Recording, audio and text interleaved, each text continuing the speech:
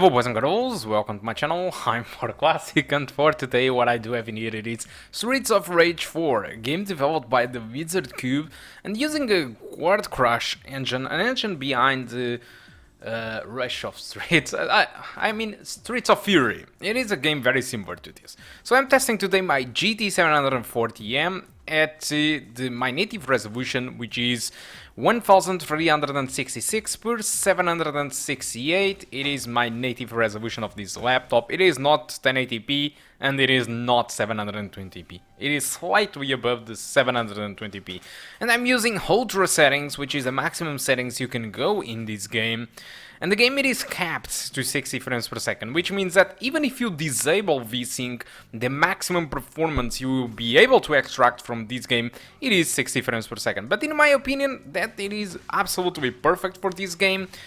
And as you can see, it runs flawlessly at 60 frames per second with no drops whatsoever, having the GPU usage being between kind of 65% to 90% of usage. So there is still some overhead available of the graphic card to spare in more demanding scenes on this game if needed.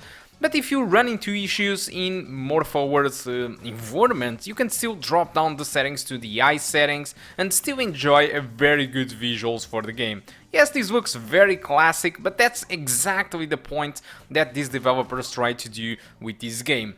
In case you don't remember, Streets of Rage, it was kind of a beat-em-up game that was released on the 90s. I was born in 89, so despite I didn't have a Sega consoles, a lot of my friends had a lot of these consoles with Streets of Rage. So seeing this game being released in 2020 and being so similar to the ancient game, really it's a very big nostalgia thing. And I really think that it is awesome to see some developers bringing back some, you know, some nice games that were available back then and kind of recreate new games using the same aesthetics but with much better visuals and gameplay is really defined. So this is pure perfection to me. It might not be for many people. Possibly if you didn't enjoy Streets of Rage at that time, this will be garbage to you.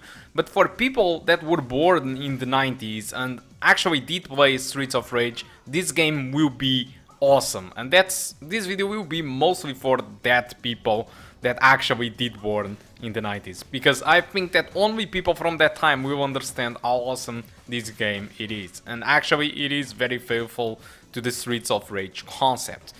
So apart from that, that's what you can expect from the performance. 60 frames per second, maximum settings, no issues whatsoever with my native resolution. The game it is also insane, but what's the price? So you can get this game at the time of this video on Steam for $24.99. This is a little bit complicated because you can finish, you know, the story mode kind of quickly without wasting too much time.